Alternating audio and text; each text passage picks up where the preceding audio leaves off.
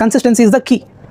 Hi guys, welcome to 30 days discipline challenge day 6. So ఇవాళ topic వచ్చేసి consistency. అది చాలామంది ఫ్రెషర్స్ ఒక ఫస్ట్ డే అప్లై చేస్తారు, జాబ్స్కి రావట్లేదని వదిలేస్తారు. 2 days అప్లై చేస్తారు, వదిలేస్తారు.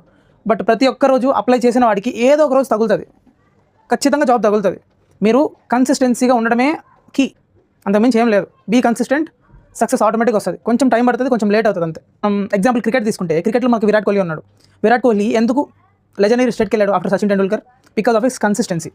విరాట్ కోహ్లీ కన్నా సేమ్ ఏజ్ గ్రూప్లో వచ్చిన చాలా ప్లేయర్స్ ఉన్నాడు. మనీష్ పాండే, ఆయన కూడా గొప్ప ప్లేయర్, కానీ వచ్చిన ఛాన్సెస్ని కరెక్ట్గా యూటిలైజ్ చేసుకున్నాడు.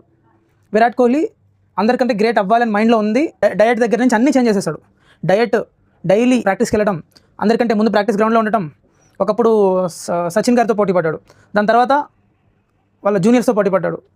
తనే ఏజ్ గ్రూప్ వాళ్ళతో పోటీ పడ్డాడు, తర్వాత జూనియర్స్తో పోటీ పడ్డాడు, ఇప్పుడు యంగ్స్టర్స్తో కూడా పోటీ పడుతుంది. ఇదంతా ఓన్లీ కన్సిస్టెన్సీతోనే సాధ్యం.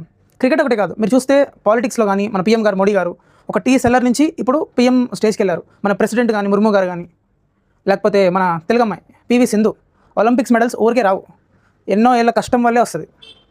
కన్సిస్టెన్సీతో ప్రాక్టీస్ చేస్తూ వస్తుంది, కన్సిస్టెన్సీతో ప్రయత్నం చేస్తూనే వస్తుంది.